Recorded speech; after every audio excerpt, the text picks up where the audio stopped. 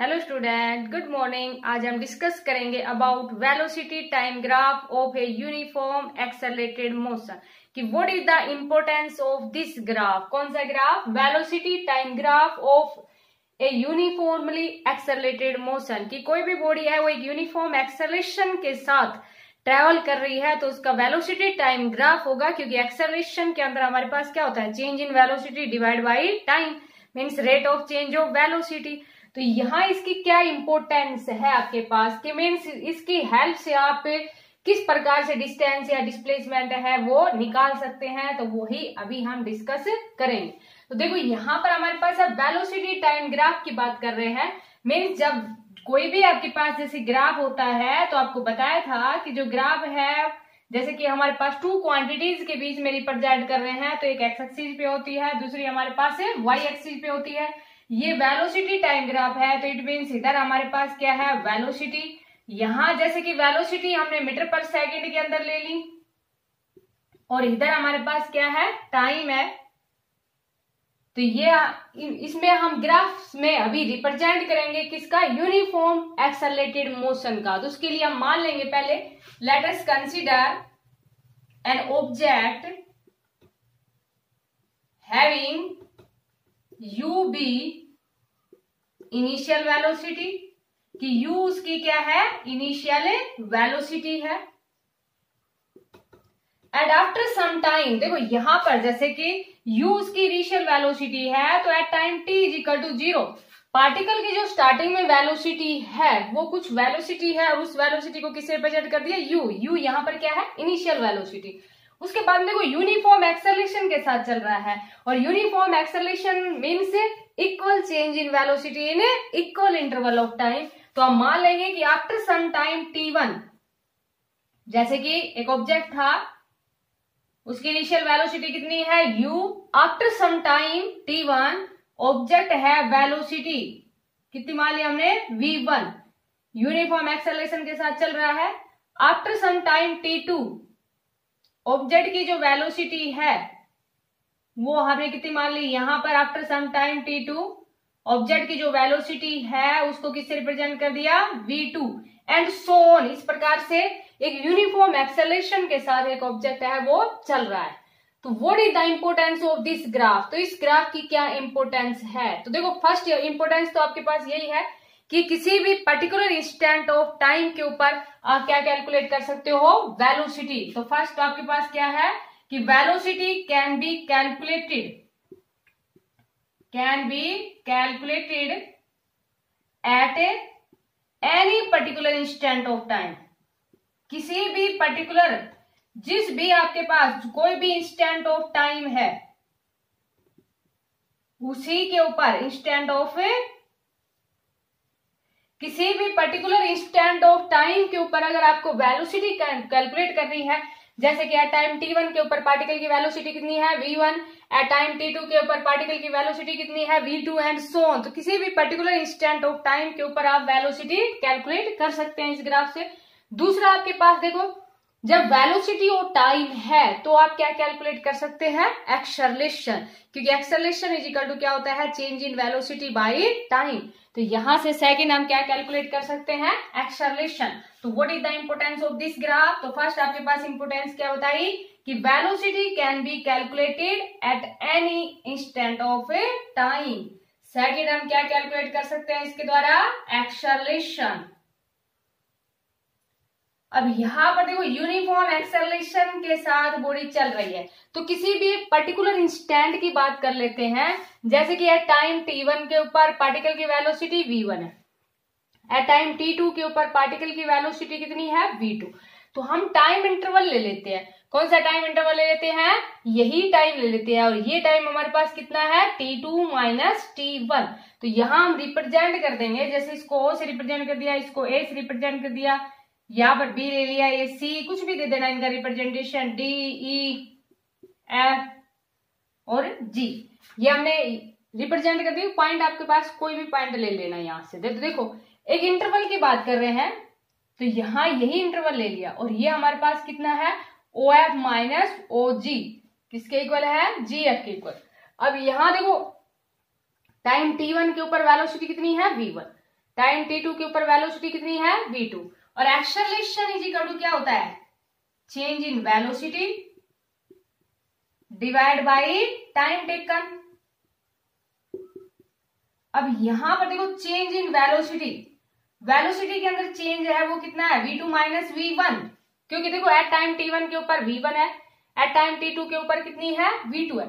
अगर इसको आप इससे नहीं तो पहले आप इसको वर्डिंग में रिप्रेजेंट कर देगा, जैसे कि इस तरह से v2 माइनस v1, v2 कितना है OC माइनस v1 कितना है OB डिवाइड बाई t2 कितना है OF, t1 आपके पास कितना है OG। अब ये देखो आपके पास OC में से OB को माइनस किया तो आपके पास कितना आ गया CB डिवाइड बाई OF में से OG को माइनस किया तो आपके पास ये कितना बच गया GF।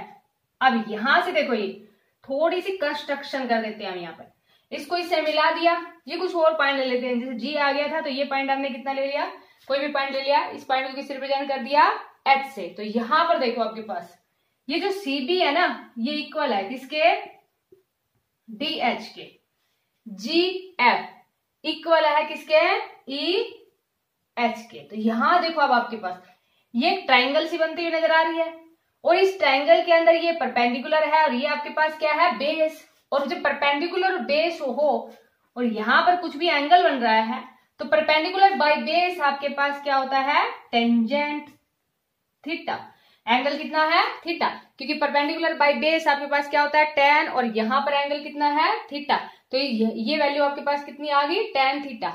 मैथमेटिक्स के अंदर यही जो tan थीटा होता है उसको हम क्या कहते हैं, उसका स्लोप। स्लोप मीन्स जो जनरली हम एक ये वर्ड भी यूज करते हैं, स्लोप मीन्स कितना, जैसे कोई भी इंक्लाइनेशन प्लेन होता है तो ये कह देते हैं कितना स्लोप है, कितना स्लोप मीन्स कितना एंगल बना रहा है। जैसे कि मान लीजिए दीवार से सीढ़ी को लगाए तो वो कितना एंगल बना रही है मीन्स उसका कितना स्लोप है, तो ये आपके पास क्या कहलाता है स्लोप। तो यहां से हम ये क्या कह देंगे slope of velocity time graph. तो देखो यहां पर आपके पास सेकंड इंपोर्टेंस है इस ग्राफ की, वो हमारे पास क्या आ गई कि acceleration in velocity time graph is equal to the slope of velocity time graph, कि एक्सेलरेशन है वो किसके इक्वल आ गया स्लोप के इक्वल आ गया, और स्लोप आपके पास क्या है यहाँ पर tan थीटा। और जैसे कि मैथमेटिक्स के अंदर आप चैप्टर में पढ़ेंगे एक के अंदर स्ट्रेट लाइन वाले चैप्टर के अंदर स्लोप के बारे में आप पढ़ोगे तो वहां पर जो स्लोप है उसको रिप्रेजेंट करते हैं m से, तो ये आपके पास क्या कहलाएगा स्लोप। और स्लोप आपके पास क्या होता है टेंजेंट थीटा, जैसे कि ये वैल्यू बताओ ये वैल्यू बताओ तो आप यहां से वैल्यू निकाल सकते हैं कि टेंजेंट थीटा की वैल्यू कितनी आएगी, मीन्स कितना एंगल आएगा, कितना स्लोप है। तो सेकंड इंपोर्टेंस आपके पास इस ग्राफ की क्या है कि from velocity time graph we can calculate acceleration. अब देखो बेटा सिंपल सी बात है कि वेलोसिटी है और टाइम है, तो एक तो हम क्या निकाल सकते हैं एक्सेलरेशन निकाल सकते हैं, दूसरा वेलोसिटी टाइम ग्राफ से क्या निकाल सकते हैं हम डिस्प्लेसमेंट निकाल सकते हैं। और जो स्ट्रेट लाइन की बात करें तो डिस्टेंस और डिस्प्लेसमेंट हमारे पास से इक्वल होते हैं इन पॉजिटिव डायरेक्शन की अगर बात करें। तो सेकंड इंपोर्टेंस आपके पास क्या थी एक्सेलरेशन। थर्ड इंपोर्टेंस है वो हम यहां से क्या कैलकुलेट कर सकते हैं डिस्टेंस और डिस्प्लेसमेंट। तो third importance from velocity time graph, क्योंकि देखो वेलोसिटी है और टाइम है तो वेलोसिटी इज इक्वल टू क्या होता है डिस्प्लेसमेंट बाय टाइम, तो जब वेलोसिटी टाइम हो तो हम क्या कैलकुलेट कर सकते हैं डिस्प्लेसमेंट। दूसरा भी आपको बताया कि वेलोसिटी और टाइम है तो हम क्या कैलकुलेट कर सकते हैं एक्सेलरेशन, तो आपको कुछ रट्टे नहीं मारना इसमें। तो थर्ड इंपोर्टेंस क्या है displacement can be calculated from velocity time graph, कि वेलोसिटी टाइम ग्राफ से हम क्या कैलकुलेट कर सकते हैं डिस्प्लेसमेंट कैलकुलेट कर सकते हैं। अब यहां पर देखो आपके पास वी नो जो डिस्प्लेसमेंट होता है वो इक्वल होता है किसके वेलोसिटी मल्टीप्लाई टाइम। अब यहां पर हम कोई भी टाइम इंटरवल ले ले, जैसे कि अभी हमने टाइम इंटरवल क्या लिया था t2 माइनस t1, तो यहां पर भी जो टाइम इंटरवल है वो हम कितना ले लेंगे t2 माइनस t1 ही ले लेंगे। तो यहां देखो अब आपके पास वेलोसिटी मल्टीप्लाई टाइम इंटरवल की बात कर रहे हैं, तो टाइम t1 के ऊपर वेलोसिटी v1, टाइम t2 के ऊपर velocity v2। It means velocity equal नहीं है। और जब वेलोसिटी इक्वल नहीं है, वेलोसिटी है वो चेंज हो रही है, एक्सेलरेशन ही तो यूनिफॉर्म है, तो अब आपके पास वेलोसिटी की बजाय हम किसकी बात करेंगे? एवरेज वेलोसिटी की बात करें। क्योंकि आपको टाइप्स ऑफ वेलोसिटी में बताया था कि जब वेलोसिटी चेंज हो रही हो मींस नॉन यूनिफॉर्म वेलोसिटी है, एक्सेलरेशन यूनिफॉर्म है बट वेलोसिटी आपके पास चेंज हो रही है। और जब वेलोसिटी चेंज होती है तो हम क्या कैलकुलेट करते हैं? Average velocity. और एवरेज वेलोसिटी आपके पास क्या होती है? Initial plus final divide by 2। अब देखो यहां पर time t is equal to 0 पर तो वेलोसिटी आपके पास u है, लेकिन यहां पर टाइम इंटरवल क्या ले रहे हैं हम? t2 माइनस t1 ही तो ले रहे हैं। तो t2 minus t1 means t1 पर इनिशियल वेलोसिटी v1 और t2 पर वेलोसिटी कितनी है? v2। तो एवरेज वेलोसिटी की जगह हमने क्या रख दिया? v1 plus v2 by 2 multiply time interval. और टाइम इंटरवल कितना है? इसी टाइम की तो बात कर रहे हैं, तो वो हमारे पास कितना है? t2 minus t1। समझ आ गया होगा आपको। अब आगे देखो 1/2 v1। v1 हमारे पास किसके इक्वल है? OB के इक्वल। v2 OC के इक्वल मल्टीप्लाई t2 हमारे पास कितना है? OF माइनस t1 कितना है? OG।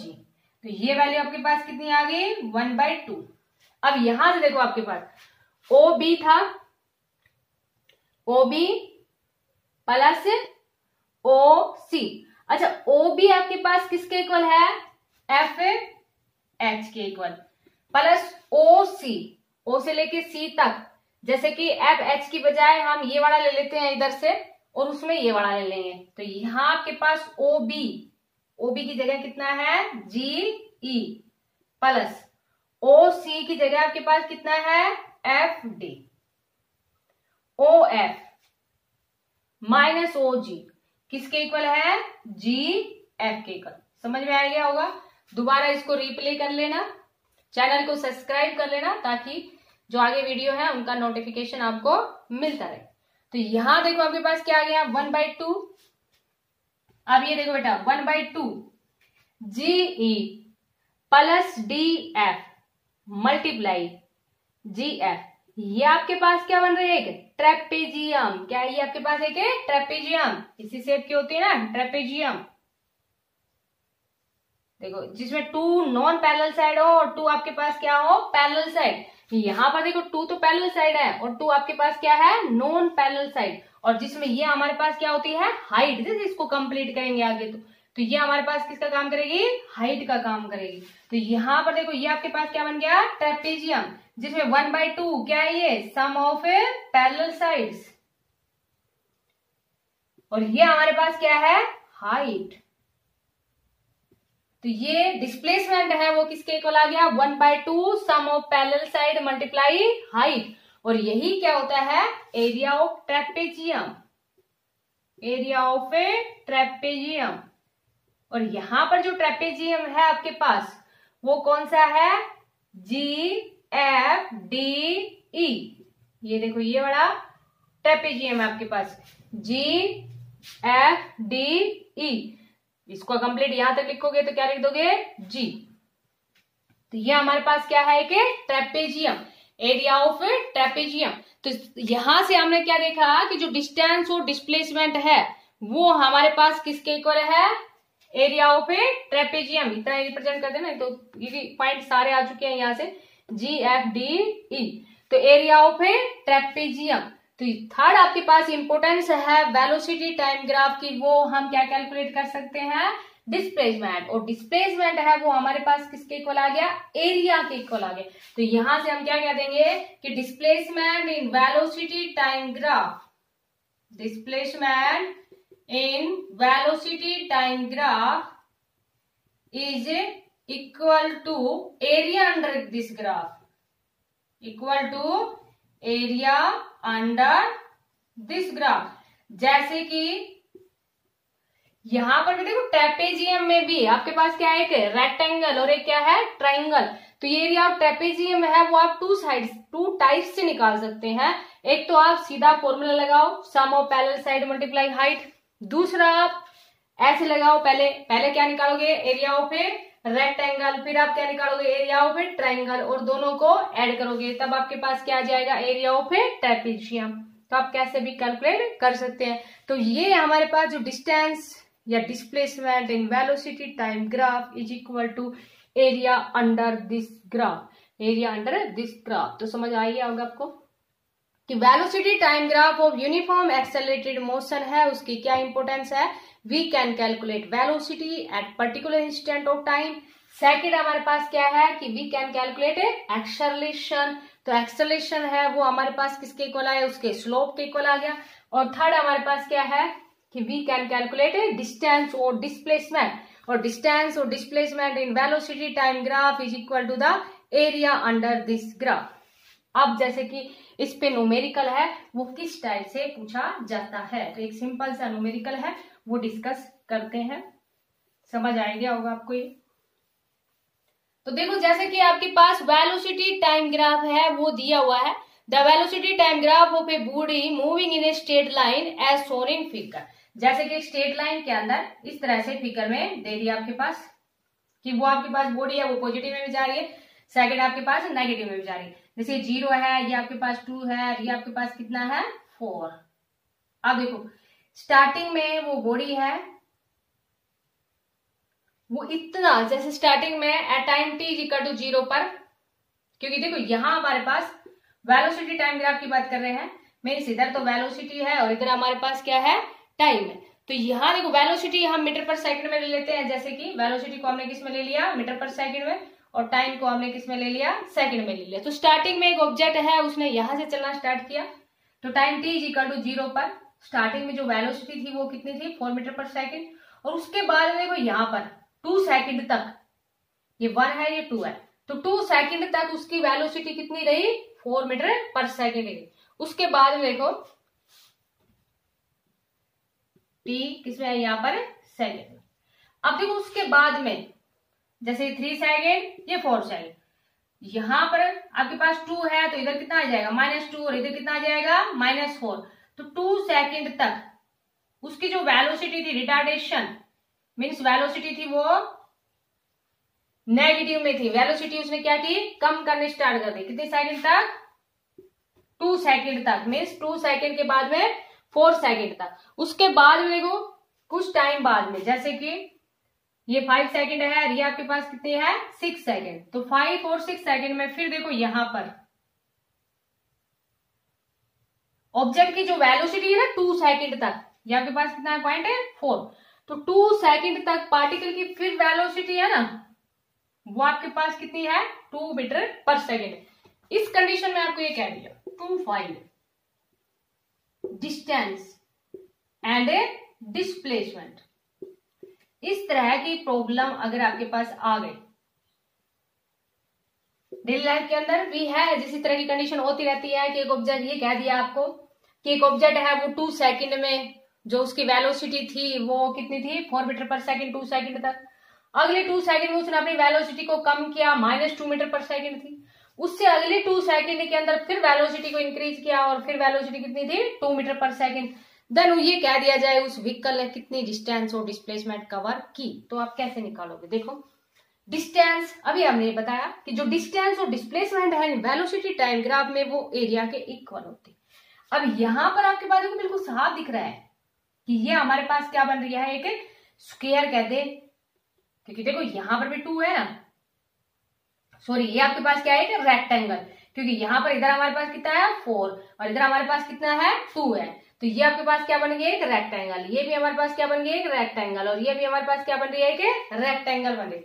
और रेक्टेंगल का जो एरिया होता है वो हमारे पास क्या होता है, साइड लेंथ मल्टीप्लाई ब्रेथ। या अगर मान लीजिए इसको बराबर बराबर में लेना चाहे तो ये आपके पास एक स्क्वायर के शेप का भी बन रहा है, और स्क्वायर में भी क्या होता है, साइड मल्टीप्लाई साइड ही होता है। तो यहां पर देखो आपके पास डिस्टेंस की अगर बात करते हैं पहले डिस्टेंस, तो डिस्टेंस आपके पास कितना है 4, इधर से आपके पास कितना है 2 प्लस यहां से देखो इसके अंदर डिस्टेंस ऑलवेज पॉजिटिव होती है, तो यहां पर माइनस का साइन आपको लगाना नहीं है, मैग्नीट्यूड की बात करते हैं तो इधर आपके पास कितना है 2 और इधर भी आपके पास कितना है 2, उसके बाद में कितना है 2 और इधर भी आपके पास कितना है 2।